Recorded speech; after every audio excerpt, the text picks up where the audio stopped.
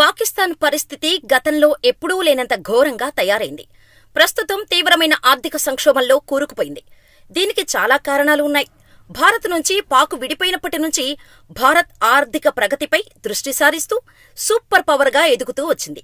కానీ పాకిస్తాన్ దేశ ఆర్థిక ప్రగతిపై దృష్టి సారించకుండా పాకిస్తాన్ ఆ దేశ సైన్యం, ప్రభుత్వాలు అన్నీ భారత్పై ఆధిపత్యం సాధించటం కోసం కుతంత్రాలు చేస్తూ కూర్చుంది. భారత్పై పగ తీర్చుకునేందుకు ఉగ్రవాదాన్ని పెంచి పోషించింది. ఈ ఉగ్రవాదం ప్రపంచ దేశాలకు విస్తరించి పాకిస్తాన్ అంటే ఉగ్రవాద దేశంగా ముద్రపడిపోయింది. ఈ కారణంగానే ఆ దేశం తేరుకోలేని విధంగా ఆర్థిక సంక్షోభంలో కూరుకుపోయింది.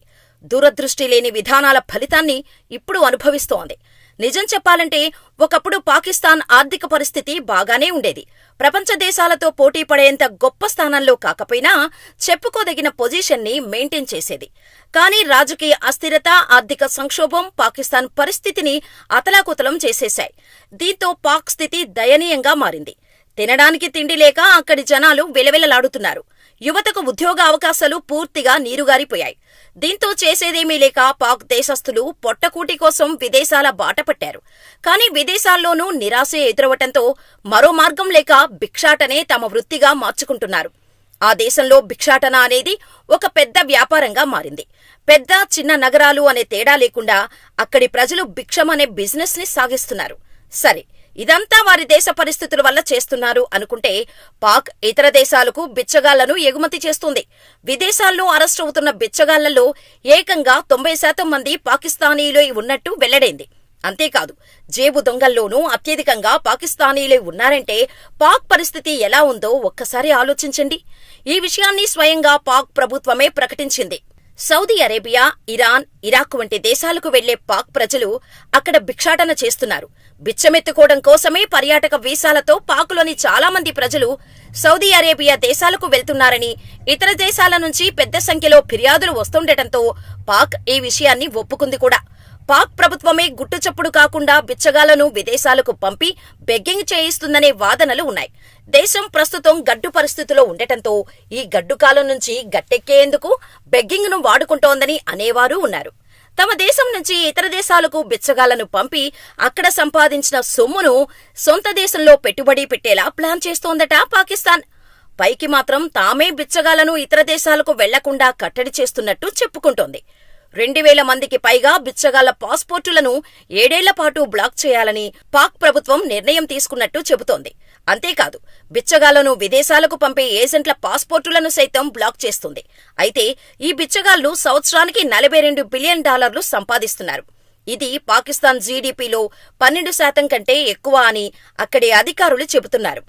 పాకిస్తాన్కు చెందిన చాలా మంది సౌదీ అరేబియా, ఇరాన్, ఇరాక్ వంటి దేశాలకు తీర్థయాత్ర లేదా ఉమ్రా కోసం వెళ్లి అక్కడికి చేరుకున్న తర్వాత భిక్షాటన చేస్తున్నట్టు తేలింది. గతేడాది అక్టోబర్లో పాకిస్తాన్ నుంచి భిక్షాటనకు వెళ్తున్నారనే అనుమానంతో చాలా మందిని అరెస్ట్ చేశారు. వీరంతా యాత్రికులుగా యాక్ట్ చేస్తూ సౌదీ అరేబియాకు విమానం ఎక్కుతున్నారనే అనుమానంతో అదుపులోకి తీసుకున్నారు. అంతకుముందు ముల్తాన్ విమానాశ్రయంలోని సౌదీ అరేబియాకు వెళ్లే విమానం నుంచి 16 మందిని భిక్షాటన చేస్తున్నారనే అనుమానంతో డిబోట్ చేశారు. మొత్తంగా ఆర్థిక సంక్షోభంతో ఏమీ దిక్కులేని స్థితిలో బిచ్చమే దిక్కైంది. ఇలా ప్రజలు బెగ్గింగ్ వైపు వెళ్లటానికి పాక్ పాలకులు తీరే కారణం. ప్రజల కనీస అవసరాలు కూడా తీర్చకుండా అడ్డగోలు నిర్ణయాలతో టెర్రరిజాన్ని ప్రోత్సహిస్తూ వారి దేశాన్ని వాళ్లే నాశనం చేసుకున్నారు. ఇప్పుడు ఇతర దేశాల దగ్గరకు వెళ్లి చేయి చాచినా రూపాయి ఇచ్చేవాడు లేడు. దీంతో పాకులో ఆర్థిక సంక్షోభం, ద్రవ్యోల్బణం విపరీతంగా పెరిగి నిత్యావసరాల ధరలు భారీగా పెరిగిపోయాయి. ప్రస్తుతం ద్రవ్యోల్బణం తగ్గుముఖం పట్టినా ₹10 వస్తువు ₹15గా, ₹50 వస్తువు ₹100గా మారింది. ఇది ప్రజలపై తీవ్ర ప్రభావం చూపుతోంది. ఎటు చూసినా ప్రభుత్వాన్ని నడిపే పార్టీలు, నేతలు బానే ఉంటున్నారు. ప్రజలే ఇబ్బందులు పడుతున్నారు. ఈ ఆర్థిక సంక్షోభం నుంచి పాకిస్తాన్ బయటపడాలంటే ఆ దేశానికి బయట నుంచి భారీగా సాయం అందాల్సిందే.